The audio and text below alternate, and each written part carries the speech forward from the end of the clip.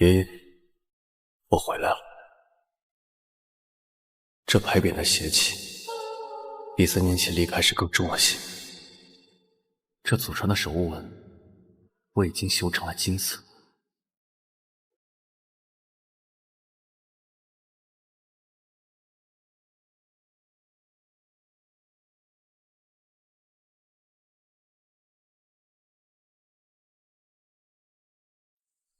自唐代起，藏镇阁便隐匿市井，专收附魂凶器。阁主代代以匾为戒，封印月年，触碰藏品，必触发因果劫难。唯有学会原主的执念，奉了终结诅咒。爷爷常年坐镇，自感激召我来，究竟为何？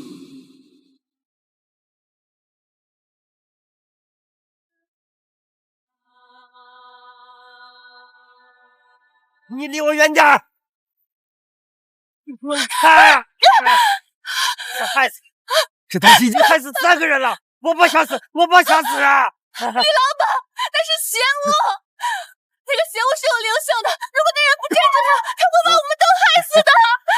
老板，藏真阁只收凶物，1年内凑齐7件，少1件你命不保。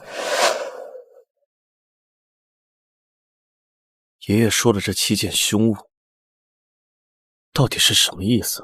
李老板，你信我，这个东西邪性的很。王太太家自从得了这个东西，已经死了3个人了。走开！你是沈老板的儿子吧？据说你们藏真阁专门收这个凶物的。你说是多少钱都行，多少钱我都不要，我都给你，都给你。此物怎会有这么强的煞气？莫非是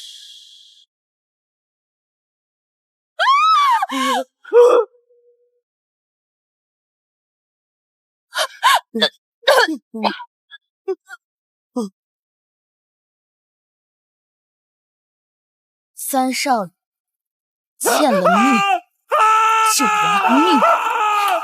果然是青铜灯台。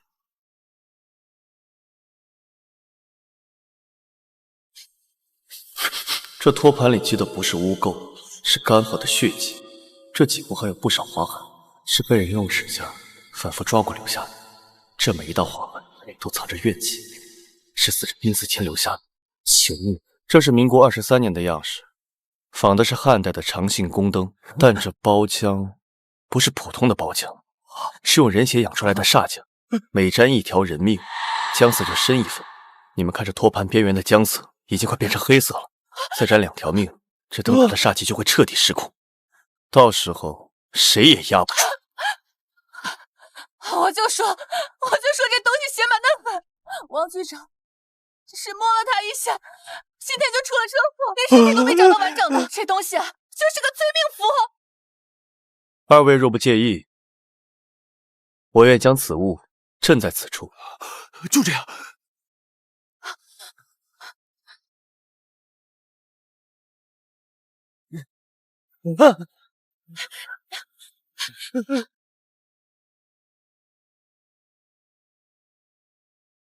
爷，第一件起，但您得告诉我，这到底是一门生意，还是您欠了谁的命，要让我来还？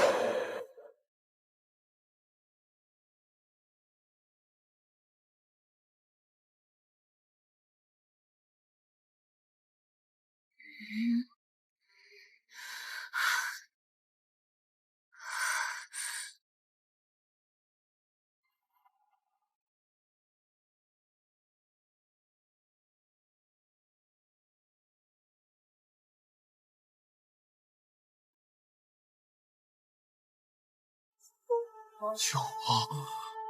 救我！救我！救我！救我！救我！你到底是谁？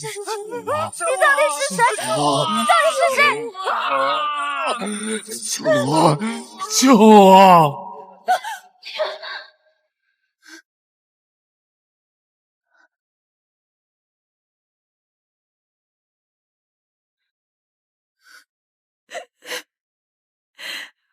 么只有我能听到？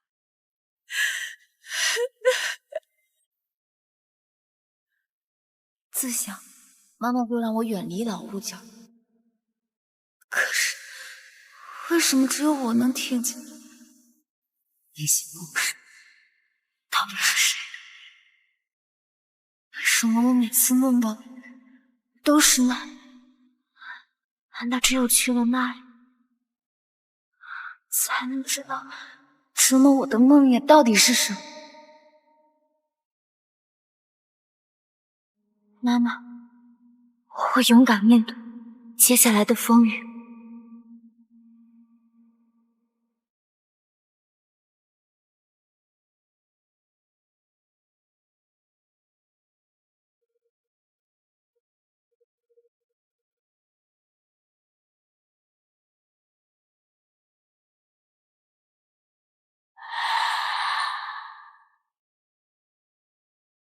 就是这里，一种阴冷的感觉越来越强烈了，怨气好重，我昨晚梦到的怨气还要重。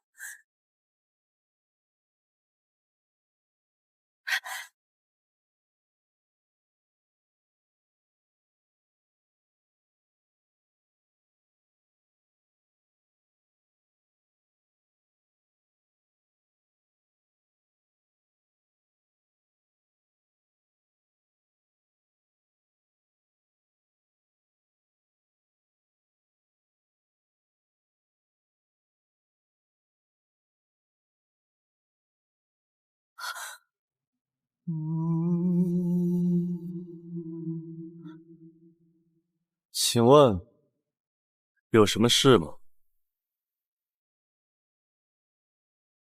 听说这里收一些特别的东西。我们这里是古董店，收的都是老物件，不知道你说的特别是指什么？就是那些会带来不好事情的东西，那些带着怨气的东西。姑娘，你这话是什么意思？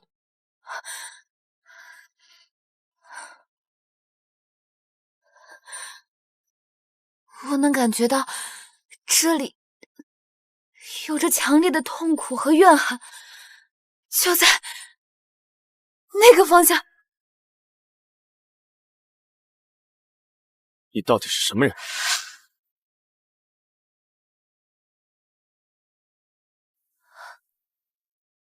我叫梦瑶，我从小就跟别人不一样，我总是能看见那些东西上面的情绪和画面，尤其是那些发生过不好事情上面的东西，我能感觉得到，它很痛苦，也很危险。但我就是想看看，到底为什么这么痛苦。姑娘，别动！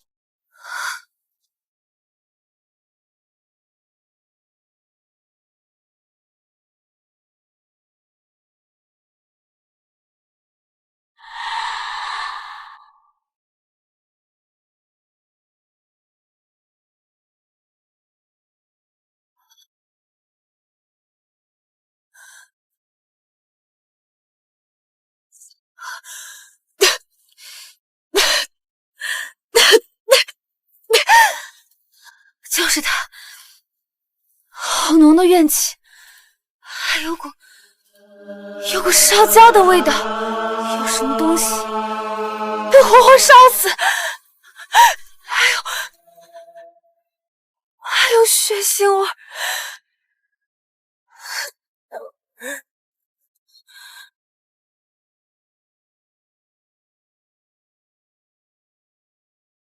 三少爷，欠了命就得拿命还，欠了命就得拿命还。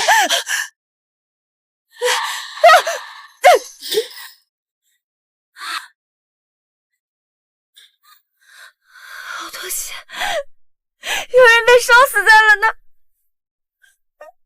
别着急，慢慢说。你还看到了什么？比如火是怎么烧起来的，或者有没有听到别的声音？我看到一个黑漆漆的屋子，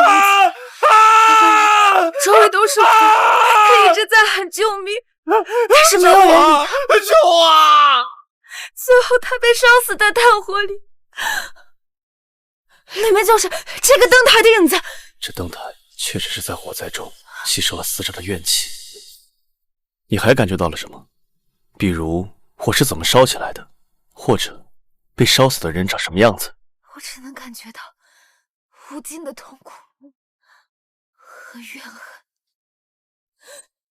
但我能确定他非常的危险，他还在积攒怨气，如果不阻止的话，还会有更多人遭殃。你是说他们还在成长？我不知道，我刚才接触他的时候，我感觉到一股熟悉的气息，和藏真阁牌匾上的气息一样。他更惨，好像被人刻意滋养过。我知道了，谢谢你，梦瑶。这个能感知凶物的女孩，或许能成为我解开这些谜团的关键。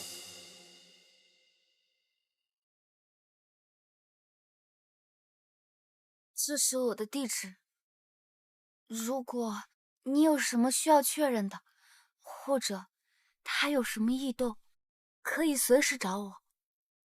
我想我能帮到忙。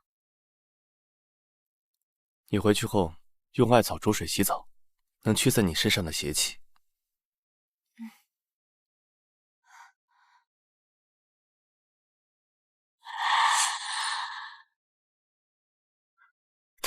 好像在盯着我，不想让我跑。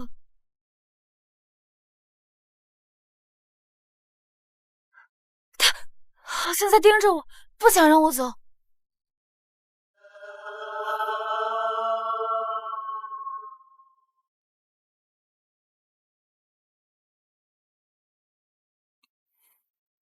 没事，他动不了。那你小心点儿。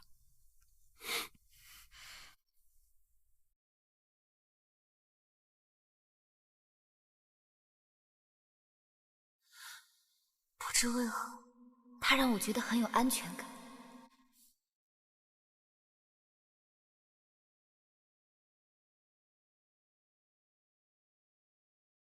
这里便是藏真阁。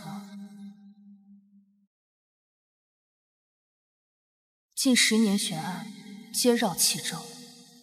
今日，我便会会这藏真阁的新主人。这里有几个模糊的指印，至少属于3个人。这东西邪性的很，王太太家自从得了这东西，已经死了3个人了。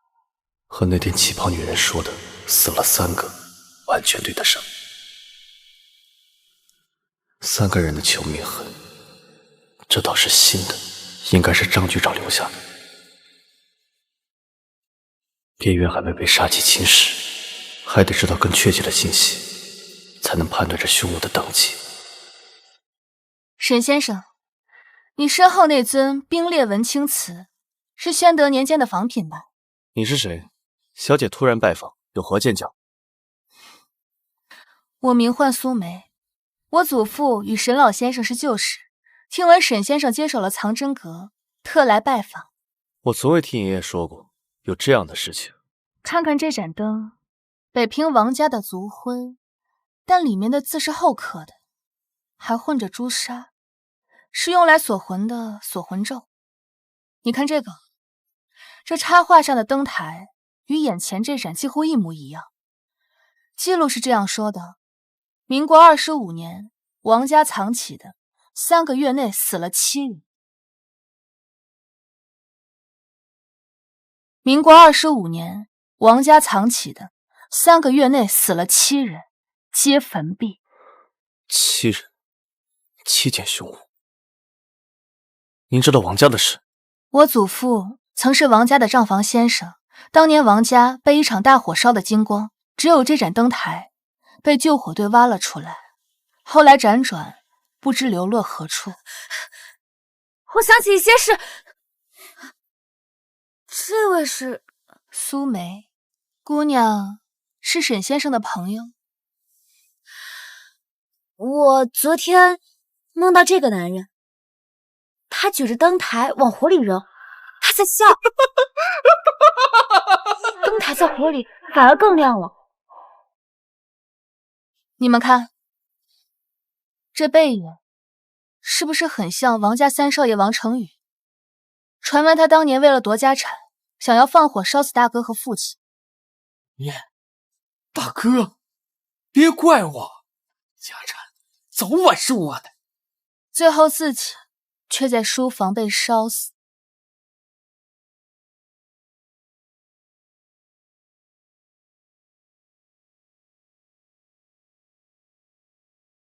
是一个穿蓝不衫的女人，是她改了族徽，刻了咒纹，而且是她烧死了王成宇。王家有这样的女人？王老爷子的续弦叫沈秀，传闻当年只有20岁，大火后就失踪了。据说她失踪前是沈家的丫鬟。沈家的丫鬟，王家的续弦，这就说得通了。我刚刚通过手握纹读到的片段，就是这灯台底座的符号与我的手握纹产生了联系。民国25年3月初7，购入青铜灯台一座，价银100两。这个蛇形符号确实与灯台底座的一模一样。这是一张生辰八字，落款是沈秀，民国24年入府，原沈府丫鬟。沈秀，沈家的丫鬟，王家的续弦，这灯台到底和沈家有什么渊源？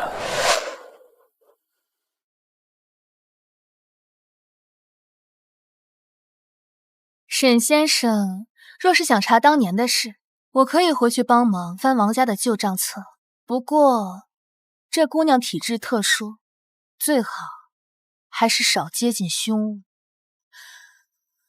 我不怕，我只想帮沈先生。好，明天上午9点，还在这里见。苏小姐，麻烦带上账册。好，明天见。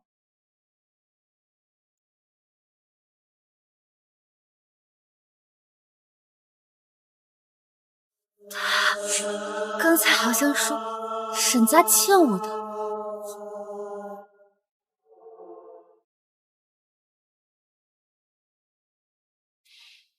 这邪灵沐浴髓的气味，这是炼制凶物常用的材料。刚刚那2人带着青铜灯台往这个方向跑的。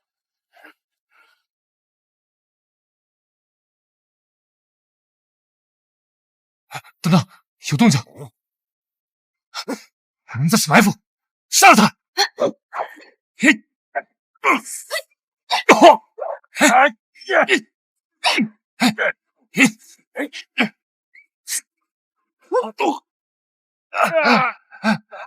跑，快跑！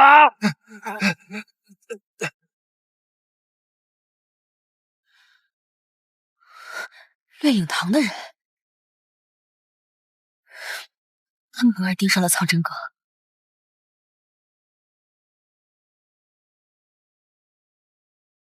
王家失窃古董，最后目击者称曾运往藏真阁方向。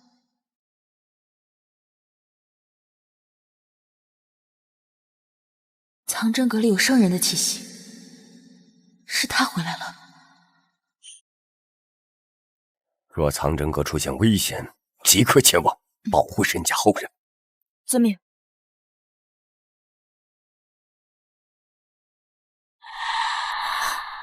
有人来了。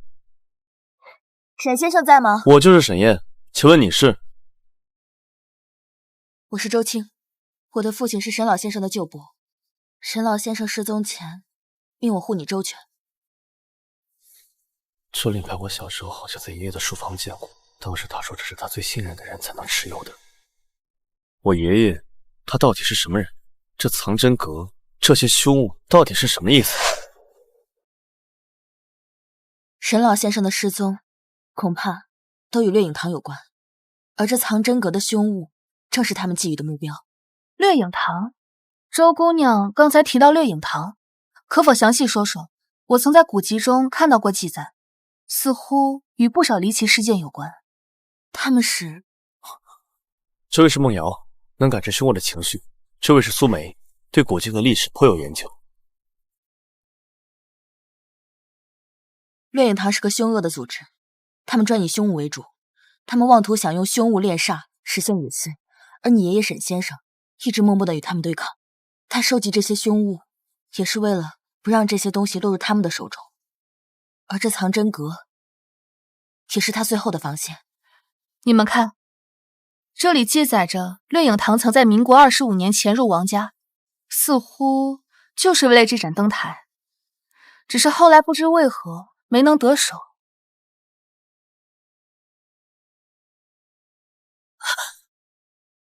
外面好像有很多双眼睛在看，带着像灯台一样的恶意，它更杂乱，像是饿狼。难道是掠影堂已经盯上这盏青铜灯台了？难道掠影堂已经盯上这盏青铜灯台了？这盏灯台已经被发现了，我知道一个安全的地方，暂时可以存放。不行，这青铜灯台与这里有着某种联系，贸然移动可能会引发更不好的事情。周青，你帮我去探查一下掠影堂的动向。好。苏梅，帮我查阅一下古籍，看看有没有如何应对掠影堂的办法。梦瑶，梦瑶，你帮我盯着暗格，一旦引领有异动就告诉我。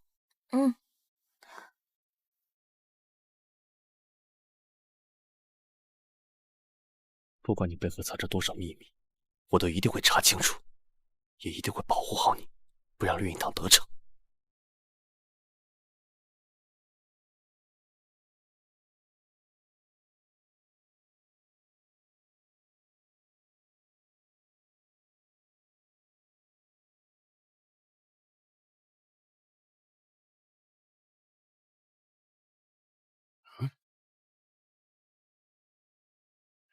等等，刚才还在这儿。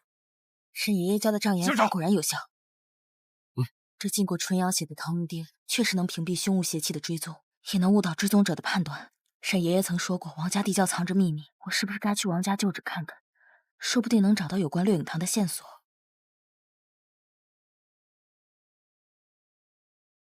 王家3月初7购入青铜灯台，3月15，三少爷王生与书房失火亡。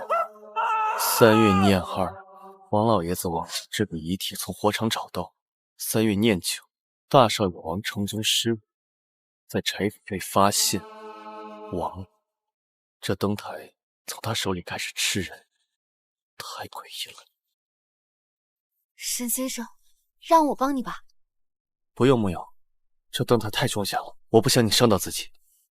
没关系，我不怕，我只想能帮你。那你千万不要触碰它，只感受它的情绪。我会守着你，如果有异常就喊停。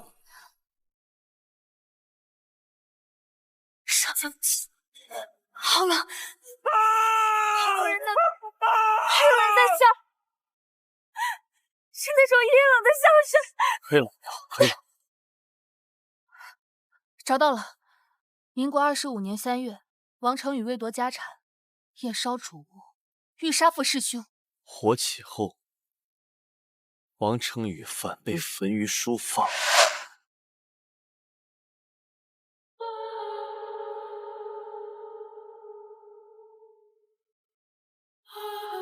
爹，大哥，别怪我，家产早晚是我的。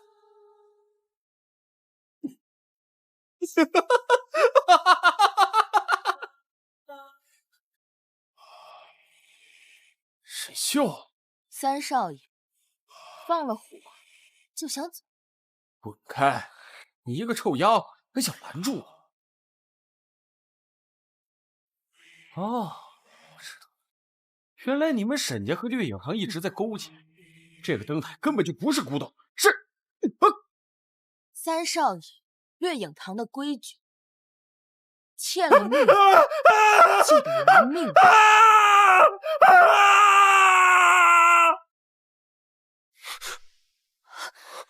是沈秀，他用王成宇的血完成了锁魂咒的最后一步。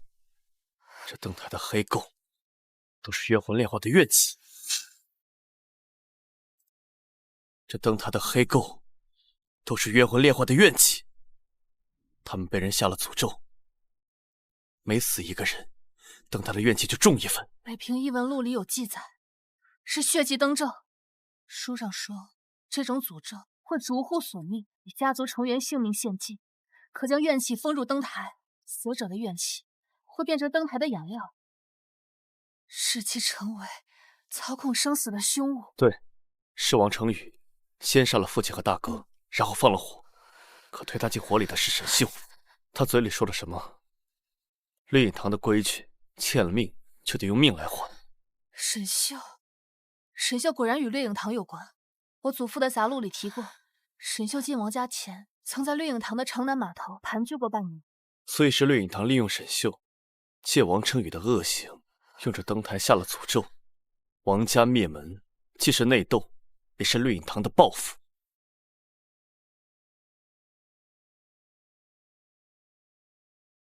完全重合。平使大人，青铜灯台已经现世，就在沈家的藏宝阁。沈家？对，沈老头的孙子。把他抓回来，抓不回来，你们也不用回来了。属下遵命。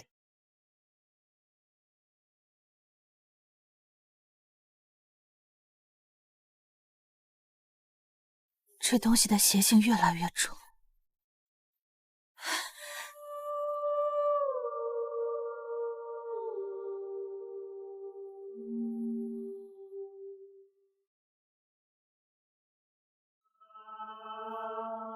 沈秀，你把我爹怎么样了？王老爷当年偷了掠影堂的炼凶术，用活人炼灯，这笔账早该算了。这灯台最喜欢吞活人怨气，光有你爹的血还不够。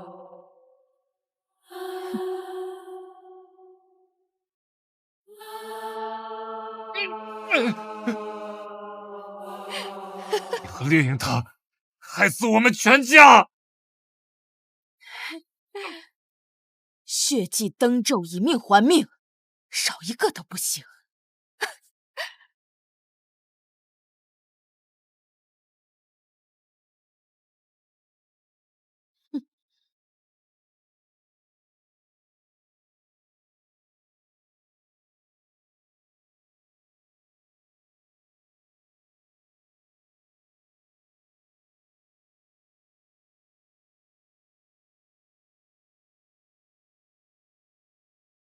还差5个，沈家的债也该一起算。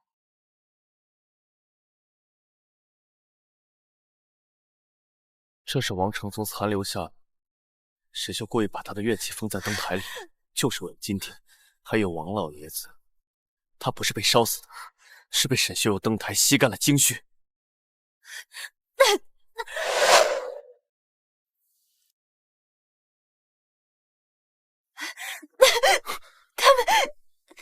他们都是被灯台吸死的，好多人在哭。还有沈秀，他在数着死了多少人。血祭灯咒需以亲人怨气为引，凑齐父母、兄、妻、子、仆，方可成凶煞。王家正好死了7口。那沈秀说的沈家的债到底是什么意思？爷爷和王家，还有掠影堂，到底有什么牵扯？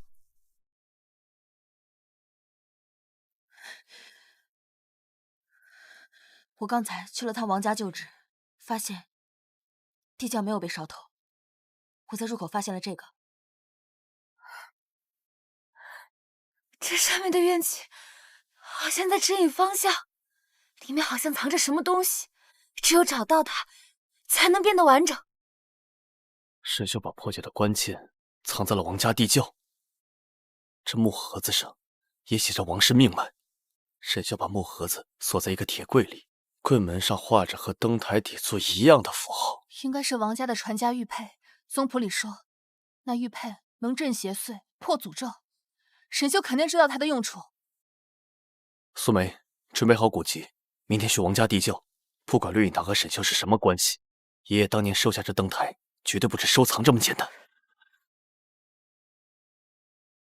苏梅，准备好古籍，明天去王家地窖。不管绿影堂和沈修是什么关系，爷爷当年收下这灯台，绝对不止收藏这么简单。我去旧址的时候，我发现周围有新的脚步，我猜掠影堂一定盯上了地窖。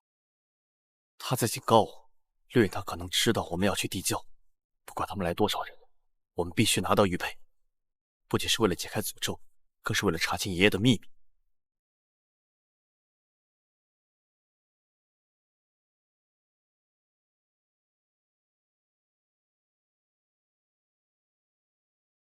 他昨晚一直在吵，说信物要醒了，好像玉佩和灯台是连着的。你们看这个，血祭灯咒，以怨养煞，为族中信物可破。王氏玉佩，采昆仑玉髓，经高僧加持，遇血亲精血，则显灵光，能吸煞归元。我猜这有可能就是破解诅咒的关键。玉佩需要用王家后人的精血才可以。王家不是已经被灭门了吗？哪来的后人？王家不是已经被灭门了吗？哪来的后人啊？未必。王老爷子还有个私生孙子，当年被送回了乡下。我猜，现在可能还活着。有了，王老爷子私生孙子叫王念祖，现在80多岁，住在城西柳河村，这还有地址。我们兵分两路，我和周金去柳河村找王念祖，苏梅，你带梦瑶去王家地窖。不行，掠影堂可能在这2处都设了埋伏，我们必须得一起行动。这样，我们先去地窖确认玉佩的位置，再去找王家后人。血祭灯咒，以怨养煞，需以纯阳之物镇之，否则施法者将被反噬。这个或许能用，这罗盘经过纯阳洗，能测邪祟，也能暂时挡住煞气。看来爷爷早有准备，但这个只能暂时压制。我们必须尽快找到玉佩，去柳河村。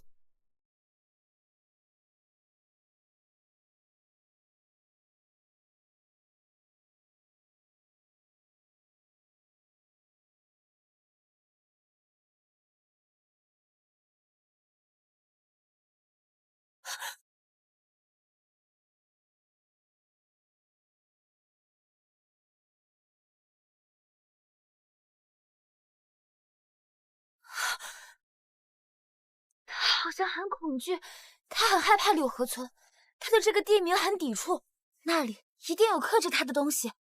事不宜迟，我们得赶紧行动。刚才我在后巷看到3个黑衣人，我一路悄悄跟着他们，发现他们的巡逻路线非常谨慎，似乎是在保护或是调查什么重要地位。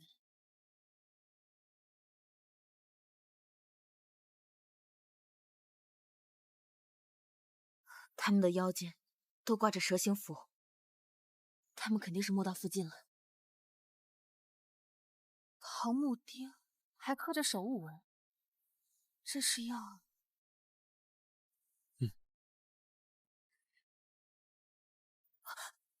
他在渗，黑气顺着墙壁往外流，好像在通风报信。时间不多了，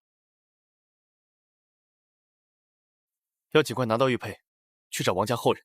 出发吧。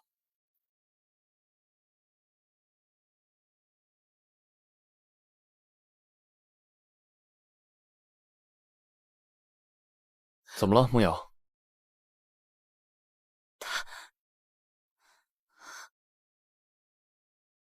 好像在笑。别担心，找到玉佩就能让他彻底安静。总觉得好像有什么人在看着我们。应该是掠影堂的身影。我们往侧巷走，绕到王家旧址。走。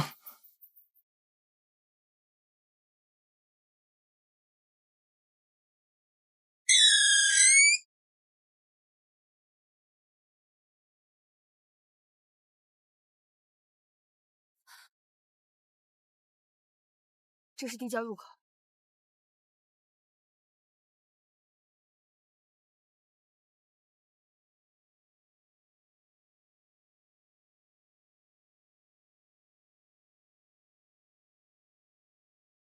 看来有人比我们先到了这里。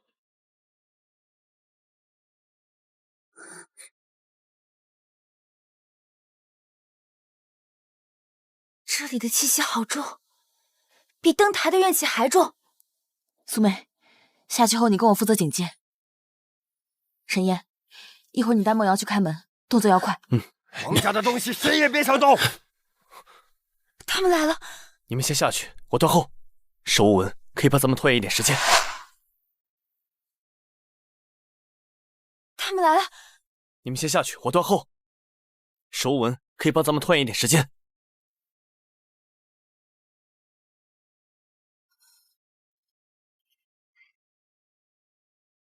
秋晴，你受伤了？没事儿，果然，这里已经有人来过了。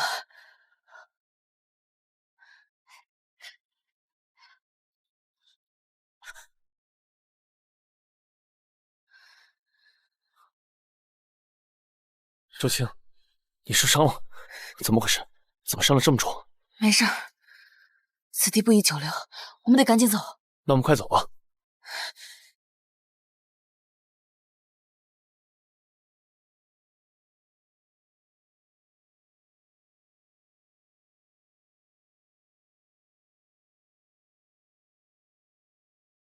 这个方向，我先去。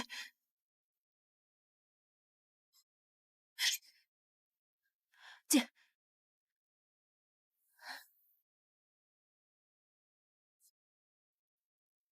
七煞剧登台行。苏梅，帮我念镇煞咒。梦瑶，帮我盯紧铜铃。准备开始。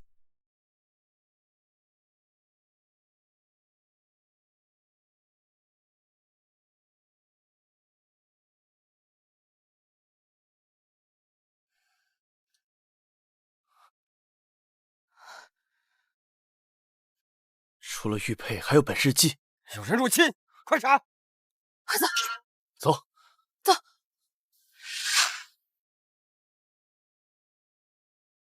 快走！走！走！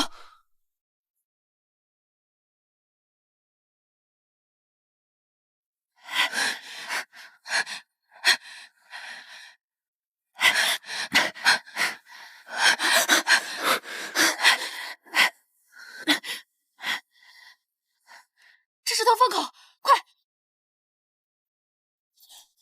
是什么地方？时间来不及了，赶紧！苏梅，你带着梦瑶先走，我和周青断后。走。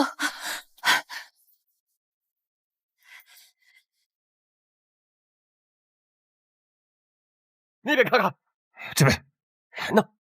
走，没看到啊！抓住他们！抓住他们！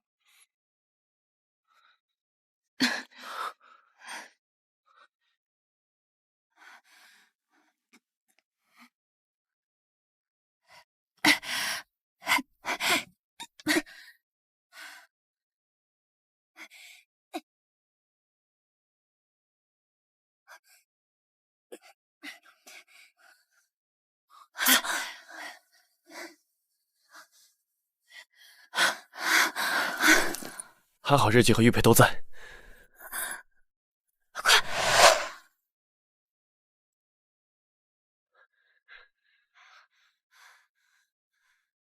还好日记和玉佩都在。快！他们追出来了！我们往破庙方向跑，那边巷子多。走。还好我带了唱了朱砂的黑枸杞，能暂时隐匿行踪。你们快躲起来，我马上回来。走。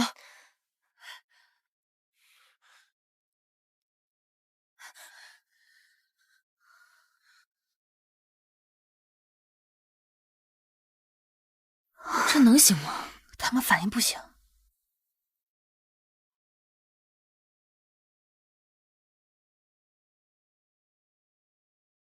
他们有人受伤了，赶紧追！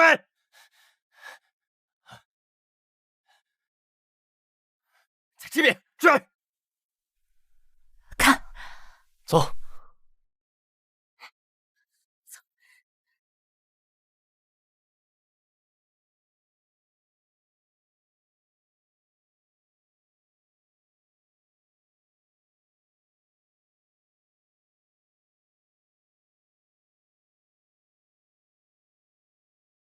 这墨水是松烟混合朱砂调制的，能保存百年不腐，是当时富贵人家机要时才用的。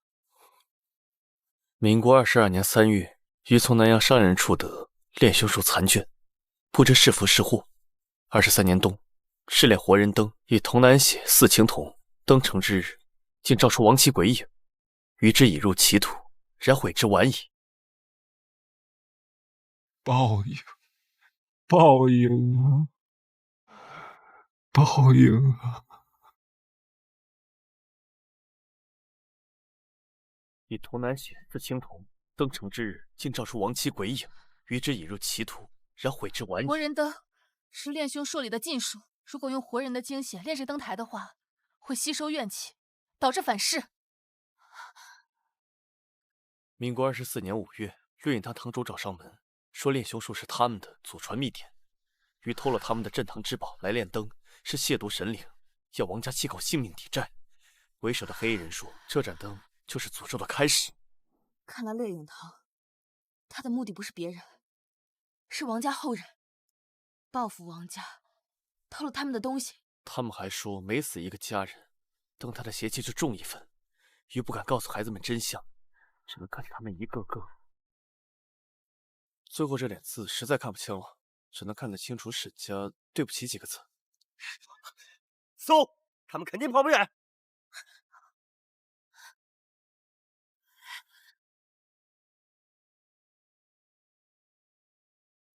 分开走，你和梦瑶去领河村找王念祖，我和周青引开他，这层光能挡3个时辰邪气。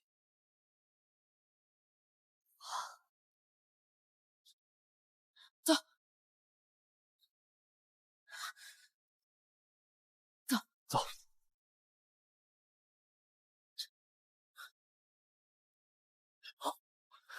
快追！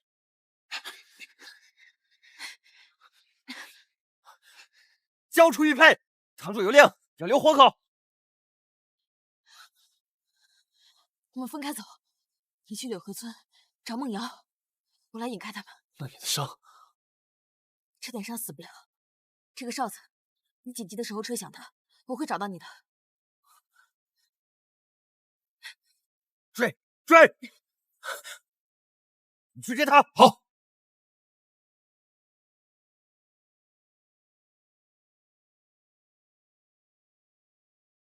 王老先生，我们是来。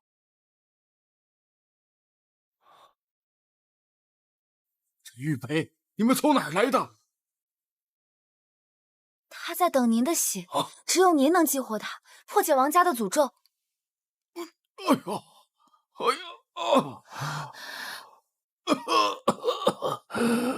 诅咒！我爹当年偷偷把我送走，就是怕我被灯台害死。这是我出生时就有的。我爹说，这是掠影堂的标记，他们不会放过任何一个王家人。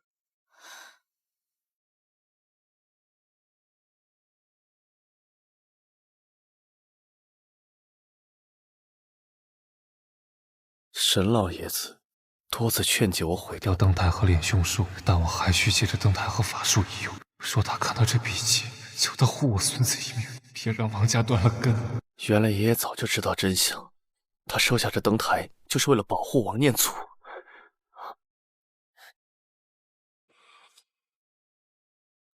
到你了。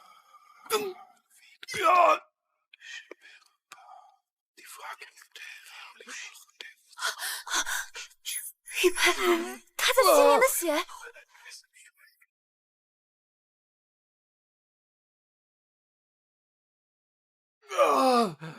堂主说了，我要见人，死要见尸。是。玉佩被激活了，快带他们走！这是唯一能压制烈影堂邪气的东西了。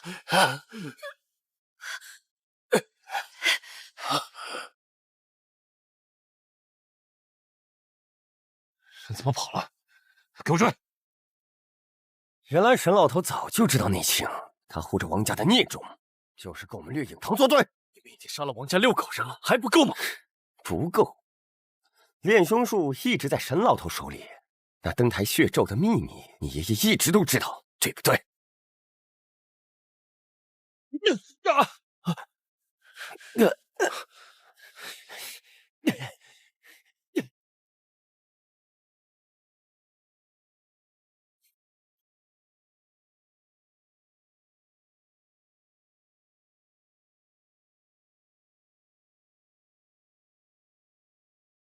啊，你不是能跑吗？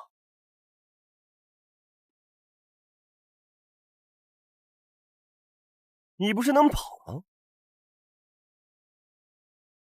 把东西交出来！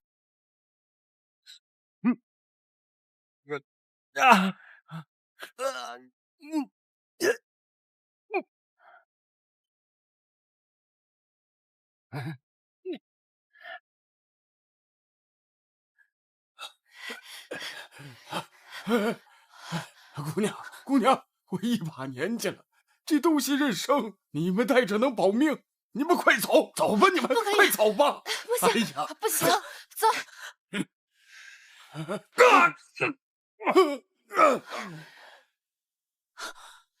走。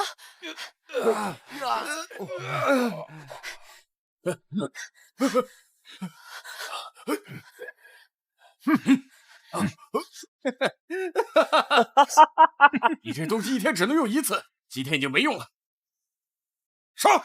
堂主说了，拿到那天，咱们得3个活口带回去。不信谁也能乖乖交出灯台。带走！走走走，老实点，老实点，走！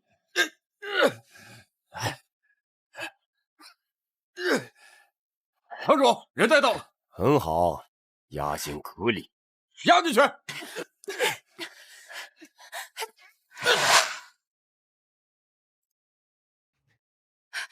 站住！哪里跑？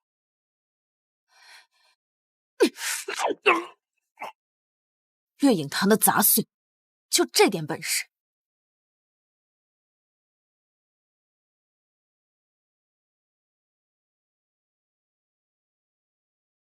楚清听到少商电话来找我，先等他会合。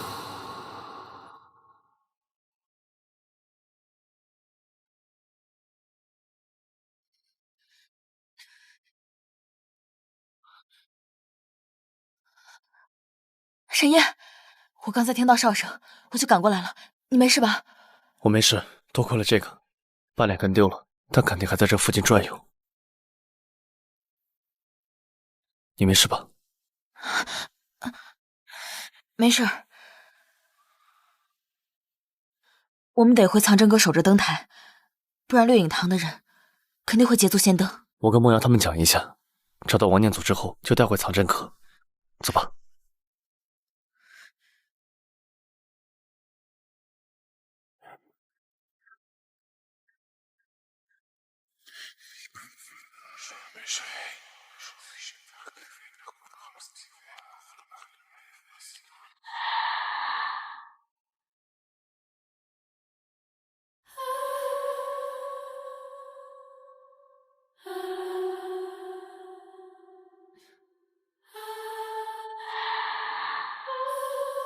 怎么样？他感应到玉佩了，不好，有脚步声。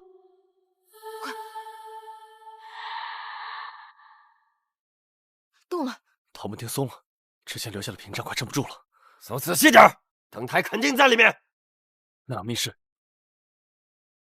爷爷在里面布了血水阵，用百年桃木心和纯阳显化的符，能暂时隔绝煞气。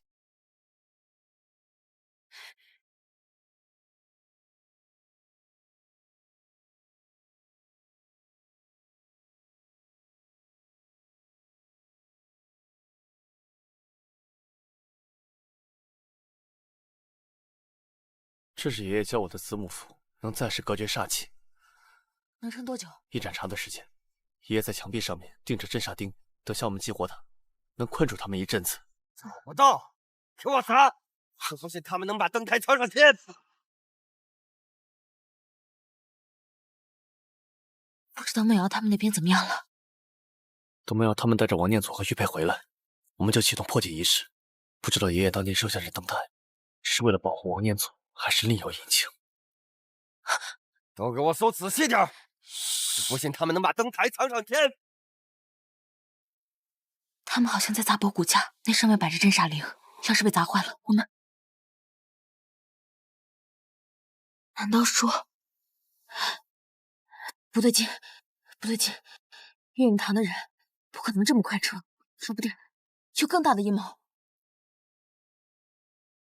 我把定住了，说明外面的邪气没有消散，反而聚集在一起了，是在等我们出去，或者说又想出了什么对付我们的法子。推什么推？我们自己能走。沈家小子，你挺会藏啊！我知道你就在这里。如果你再不出来，我可就不能保证他的性命了。你们把我们带到这里来要干什么？什么灯台？我们什么都不知道。你们到底要找什么？藏真阁的东西要是少一件，你们可赔不起。苏梅在给我们通风报信，提醒我们外面全是绿影堂的人，他们肯定现在有危险。我要他们撑不了多久了，我不能让任何人受到伤害，我要出去救他们。你不能出去。梦瑶和苏梅被当成人质，就是逼你出去。如果你现在出去，就是送死。他们先拿你要挟，再抢灯台，绝对会一个都活不了。那怎么办？梦瑶她体质弱，苏梅和王老爷子他们也撑不了多久，必须想个办法，不能再继续这样下去了。对了，你一会儿从这儿的通风口把它放梁上，我带着灯台出去假意投降，然后你拿着桃木钉，等他们放松警惕，用桃木钉射他们的手腕，最后趁他们不注意，我再把灯台抢回来。你一定要小心，要是他们敢动你，我一定会出来救你。你也小心，没事，他们不会伤害到我的。但你一定要小心，绿影堂的人肩上都有邪气，你不能被他们伤到了。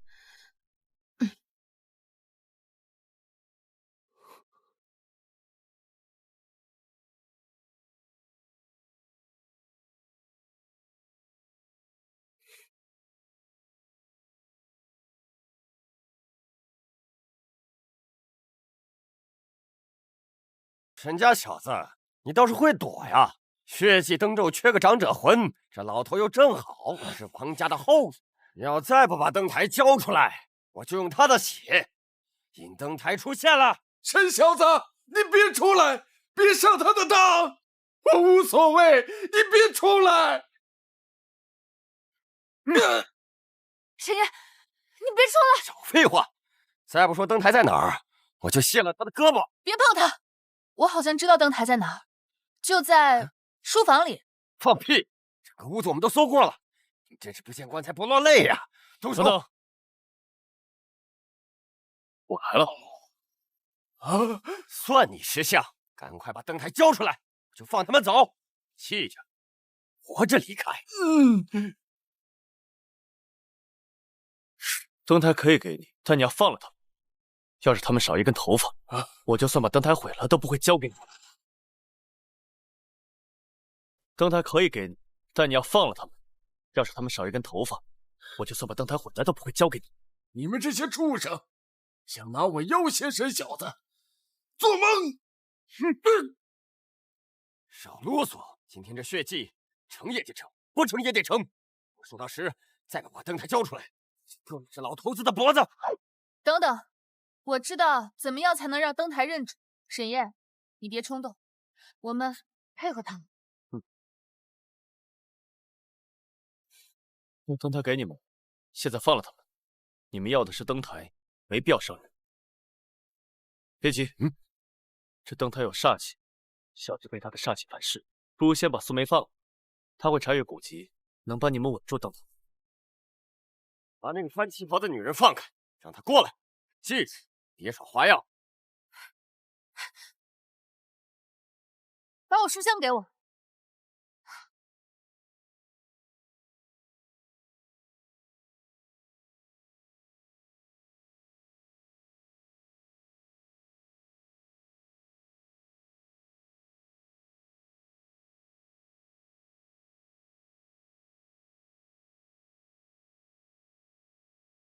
快点！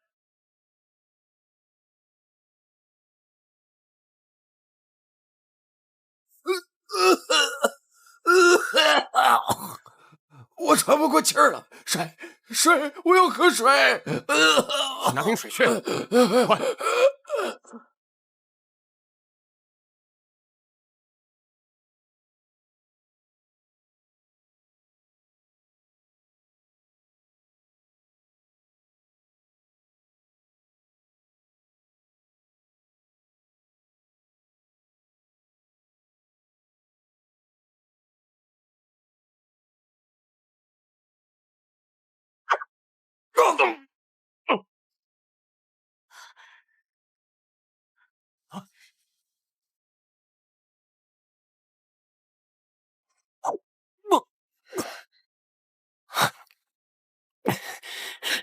你给我等着，我会回来的。到时候我会让你们藏真阁变成虚无的坟场。别追了，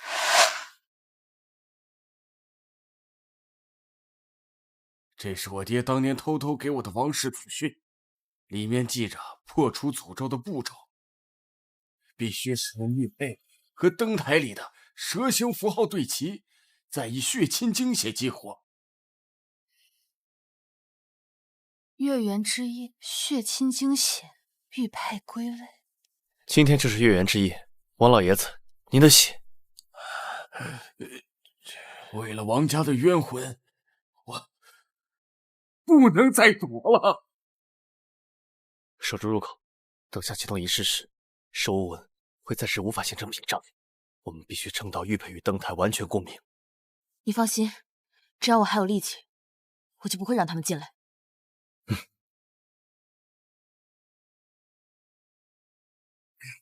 我来念镇煞咒，梦瑶，你符号王老爷子。血归血，魂归魂，血煞散，天地齐。我能感觉得到，王家的怨气在靠近，他好像就在等这一天。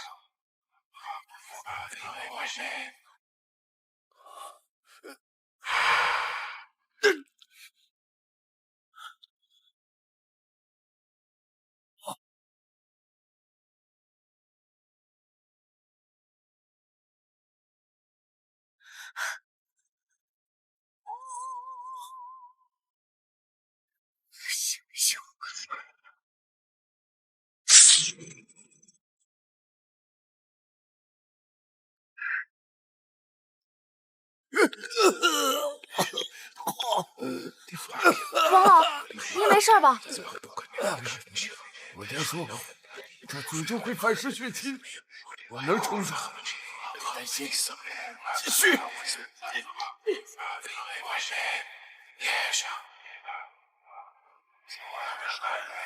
成了。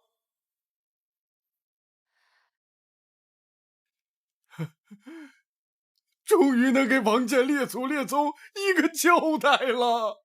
等等，祖训最后一页写着“邪煞散，灯台醒”，这是什么意思？不管他醒了会怎样，我们现在已经迈出第一步了。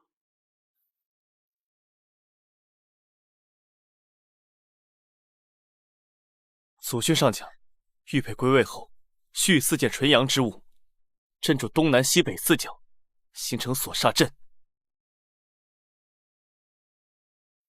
这都是爷爷的重晒干的艾草树，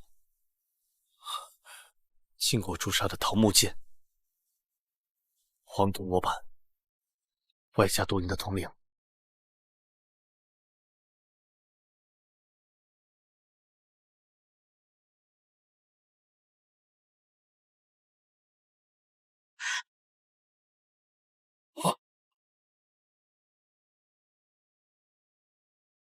这些纯阳之物开始吸收灯台残余的煞气了。我来念镇煞咒，你们留意灯台变化。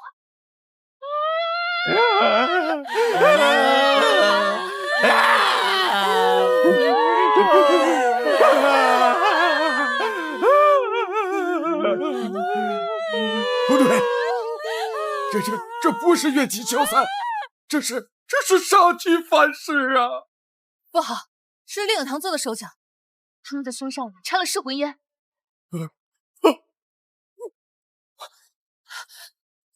小心，灯台底座的蛇纹里藏着绿影堂的符。慕瑶，不好，这是噬魂烟进入。苏梅，你快拆一下古籍，看看有没有应对噬魂烟的办法。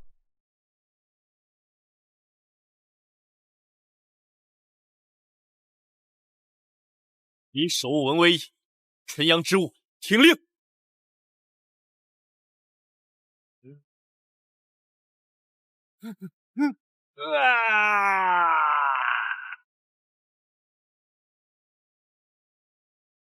红阳的银铃能暂时挡一挡，但撑不了多久。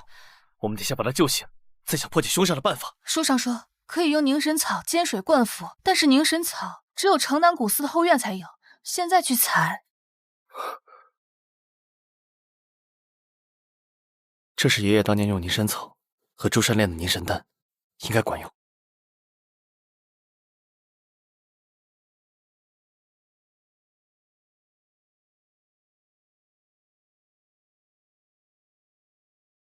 绿影堂早就把灯台改成了凶器，破解诅咒只是幌子，真正的目标是王家的后人，还有能唤醒灯台的人。得想办法把黑气逼回灯台里，不然整个藏真阁都会被煞气笼罩。我的心只能几乎玉佩，却挡不住缠了噬魂烟的凶煞。煞气渗进来了，煞气会吸引烈影堂的人来，谁让你快想想办法！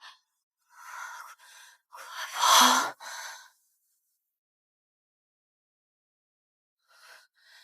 找到了，噬魂烟、魏三物、正午晒干的艾草灰、高僧开过光的佛珠，还有血亲的指尖血。艾草灰我们有，佛珠……爷爷的书房里有一串，可是血亲的血，是王家的人吗？我是王家仅存的后人，若能救这姑娘，我这老命也不算什么了。是信号，快！沈夜，烈影堂的人随时会回来的。是信号，快！沈夜，烈影堂的人随时会回来的。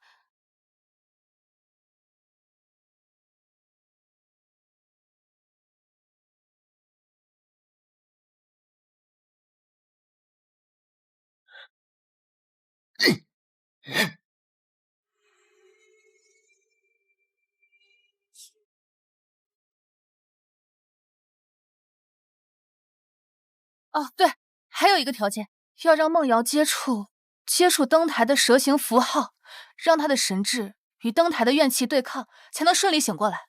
可灯台里的噬魂烟还在，万一伤了他……别犹豫了，来不及了！烈影堂的人随时会攻进来，赶紧的！快跑！沈夜，小心！沈秀的怨气在灯台里。是沈秀的怨气，原来绿影堂是用他的煞气在演凶煞。虽然没有完全醒来，但现在已经没有大碍了。我必须在绿影堂回来之前破解凶煞。按你刚才所说，绿影堂利用沈秀的怨气来养凶煞，那他就是这盏灯台的引魂人。对了，爷爷曾经说过，以怨气养物者，其贴身之物必存残念。我们如果能找到沈秀的遗物，就能找到破解凶煞的办法。我爹说过，沈秀在进王家前，曾在沈家当过丫鬟，她的遗物会不会在藏真阁里？密室。周青，我和苏梅去密室找遗物，你守着王老先生和梦瑶。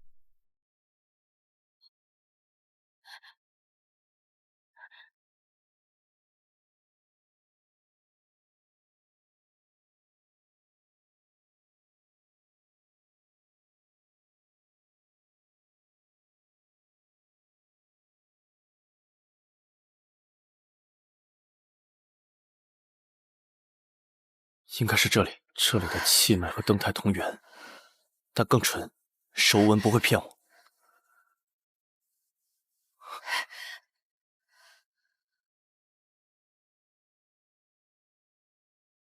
当年沈秀就是用它操控灯台的。你看这斩头嵌着的不是朱砂，是人血混着昆仑玉髓和玉佩的邪咒同源。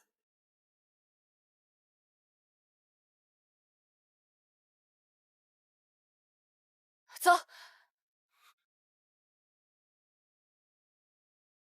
找到遗物了。梦瑶刚才又动了一下，嘴里一直喊簪子火。绿影堂的人还在巷口徘徊，但是他们不敢靠近。你的守护纹在门外形成屏障了。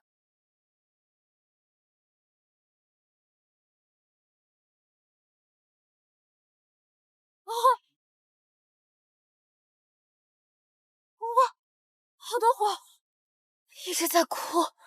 起来。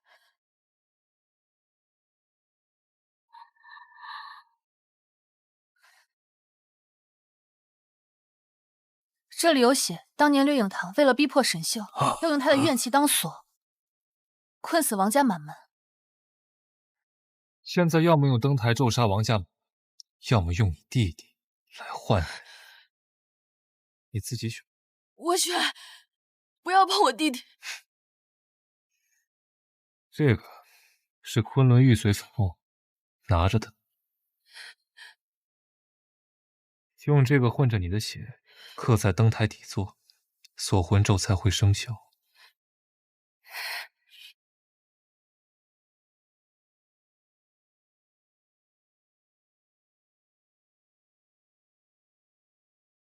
原来沈秀也是被胁迫的，他也是受害者。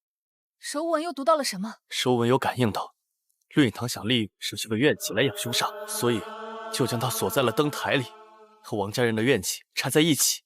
如果想要破解凶煞，就得以魂换魂。沈秀说，他把自己的一缕残念封在了银簪里，要用那缕残念跟灯台上的蛇形符号相对应，这样的话就可以化解诅咒。沈秀留了后手。他是故意把残念封在簪子里的，原来这就是破解凶煞的钥匙。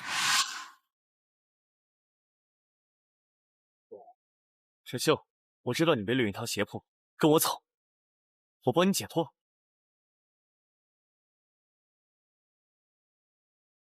快用玉佩净化！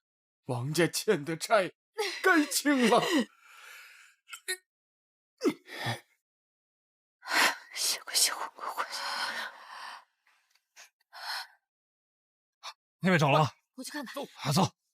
沈老弟，我最终没有辜负你的托付，王家的债，我用残念还了。凶煞散了，王家人的怨气都解脱了。爷爷，王家的诅咒今天终于了了。门口的黑影已经没了，凶煞消失了，月影堂的人应该能感应到，暂时不会再来了。但我总觉得月影堂绝对不会善罢甘休。绿影堂，他们的目的究竟是啥？这和爷爷说的7件凶物到底有没有关系？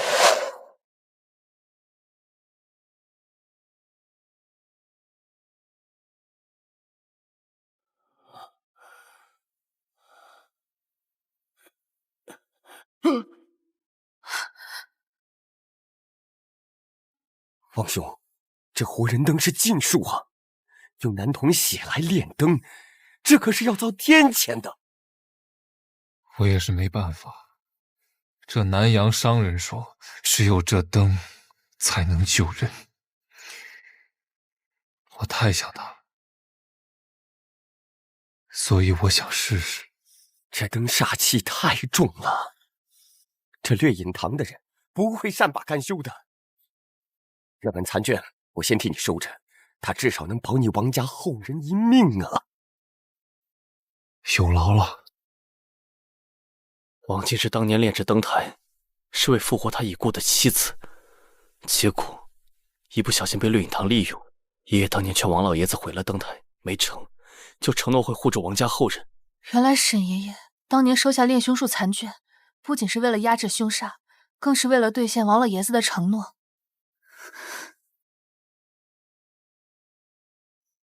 我能感觉到他很愧疚，这怨气里不只有恨，还有后悔。爷爷当年在暗阁里压着的老照片，背景里都有这盏灯，却从没对我提过这灯台的秘密。你们看，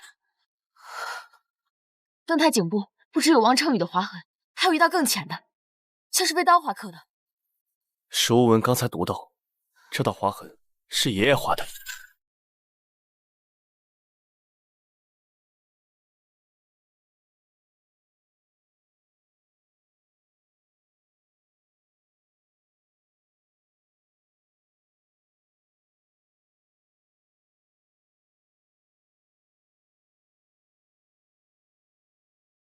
这掠影堂的锁魂咒太多了，我要用这道痕挡一挡，至少能保我沈家之孙。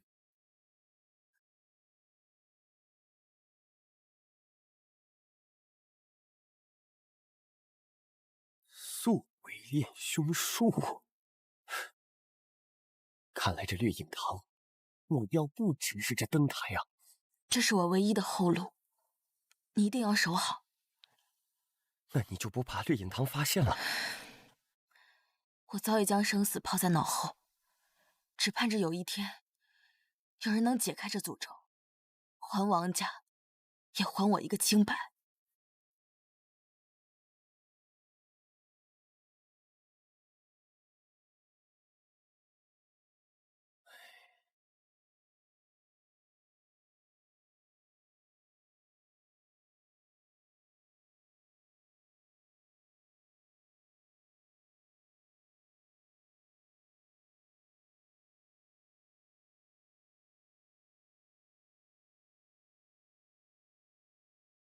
我的燕儿现在已经长大成人，我们守护人一脉也算后继有人了。而这青铜灯台和那7个物件却不知下落，岳龙堂也蠢蠢欲动。唉，原来这就是7件凶物的秘密。爷爷在灯台里施了保护咒，就是怕我接手藏真阁后被凶煞所伤。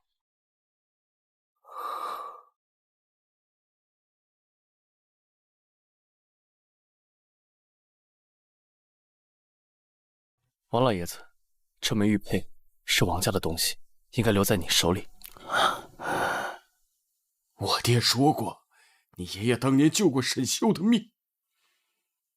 哎，沈秀的残念没散，还在灯台里护着你。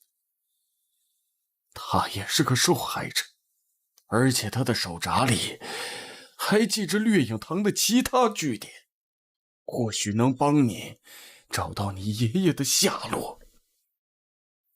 哎，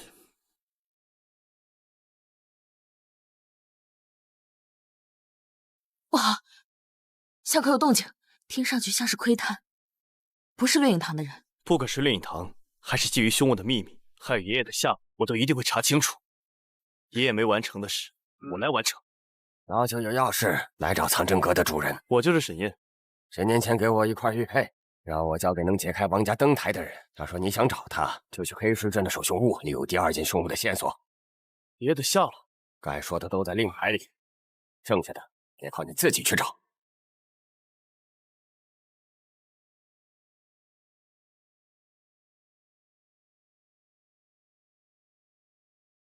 第2件凶物，准备出发。不管发生什么，我们都要一起。凶屋里的秘密，我陪你一起找。掠影堂的人敢来，我奉陪到底。